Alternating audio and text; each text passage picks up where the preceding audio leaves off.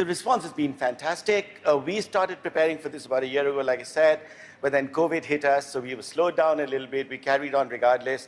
This kitchen has a capacity to produce 9,000 meals, and by this time next year, we would have served about 1 million meals to people who are deprived of a basic plate of food and a large number of children.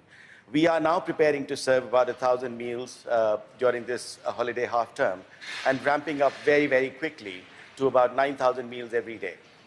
I mean, what is it that you've learned? I mean, it's an experience that no one would want to have, but we know there's a real crisis in India, but it has made you able to learn from the situation there. What are the things that you've learned? What gives you the capability to provide so many people with food at the moment? Well, thank you for that. In India, we serve close to 1.8, nearly 2 million children every morning, and we've been doing it for 20 years out of kitchens that each kitchen produces meals for about 120, 130,000 children. It is by far the world's largest program of its kind.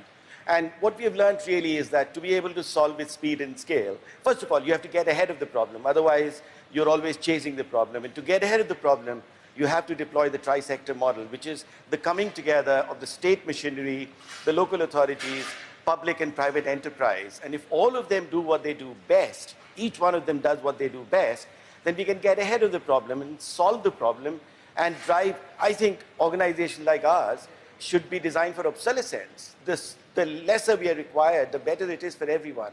That's why for us it's very, very important to really deliver speed and scale.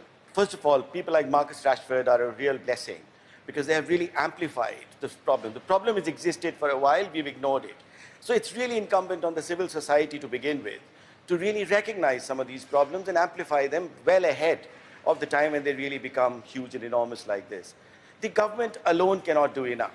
Government has got so many things to do and there's so much happening around us. So what the government should really be doing is really engaging with organizations like us and public and private enterprise to really create the tri-sector solution. We can all together do a lot more. And it's interesting, I like the fact that it's not just about feeding children, it's about the nutrition as well. Just tell us a bit about what you put, actually what is in the meals, what kind of meals are you giving out? Because I can see they're just warming up the ovens behind you. Right. Well, all of our meals are vegetarian, and it's not because we believe that vegetarianism is the best thing for the planet. We believe that food is contextual. So children need a certain kind of diet to be able to concentrate in the classroom and learn better. So that diet has to be low on bile, cholesterol, low on sugar, low on the kind of things that strays their mind away from education. So for us, the focus is on nutrition, because if we solve for nutrition, we will solve for hunger. If we solve for hunger, we might end up creating a nutritional problem. And that's why these two foundations, GMSP and Akshay Patra, have really come together because we share the same philosophy around really, really solving for nutrition. In that, we will solve for hunger.